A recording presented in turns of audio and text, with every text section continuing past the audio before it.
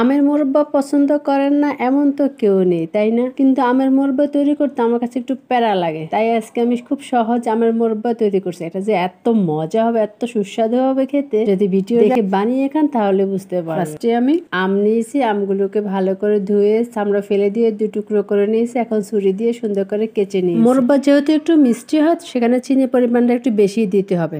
আমি তো আমার পরিমাণ মতো চিনি দিয়েছি, দিয়ে এটাকে আমি 2 থেকে 3 ঘন্টার জন্য ঢাকনা দিয়ে ঢেকে রেখে দিই। 3 ঘন্টা পরে দেখতে পারতেছেন যে চিনি এগুলি গলে গিয়েছে। এখন চিনির আমের সাথে আমি দিয়ে দিব হাফ চামচের মতো লাল গুঁড়া মরিচ, জাস্ট একটু কালারের জন্য, আর একটু লবণ আর একটু বিট লবণ। আমার মোরব্বাটা কিন্তু একটু ঝাল ঝাল হবে, একদম মিষ্টি মোরব্বা আমার ভালো লাগে না, তাই একটু আমি ঝাল ঝাল করে তৈরি করতে। এখন আমি চুলায় বসিয়ে দেবো আমগুলোকে, মিডিয়াম আঁচে রেখে ঢাকনা দিয়ে ঢাকনা সরিয়ে আমাকে আমগুলোকে রান্না করতে হবে। যখন 50% আমগুলো সিদ্ধ হয়ে আসবে, তখন আমি এখানে একটা পাঁচফোড়ন করে নেব। পাঁচফোড়ন গুঁড়াটা আমি আমের মধ্যে দিয়ে ঢাকনা দিয়ে আবার ঢেকে রেখে দেবো, যতক্ষণ পর্যন্ত আমার আমগুলো সিদ্ধ হয়ে চিনি পানিটা শুকিয়ে আমগুলো মাখো মাখো না হয়ে আসছে, ততক্ষণ পর্যন্ত আমি অপেক্ষা করব। এই আমগুলোকে বেশি নাড়া যাবে না, বেশি নাড়লে আম ভেঙে যাওয়ার সম্ভাবনা থাকে, তো সেই জন্য। ব্যাস হয়ে গেল আমার ঝাল ঝাল আমের মোরব্বা। দেখতে অনেক লোভনীয় হয়েছে, তাই না? আলহামদুলিল্লাহ, খেতেও ভীষণ মজা হয়েছে। এখন আপনারা চাইলে একদিনের মতো রৌদ্র শুকিয়ে নিতে পারেন, তা না হলে একটা বক্সে করে আপনি নর্মাল ফ্রিজে রেখে দিতে পারেন। খুব মজা হয়েছে আচারটা। অসংখ্য ধন্যবাদ আপনাদের সবাইকে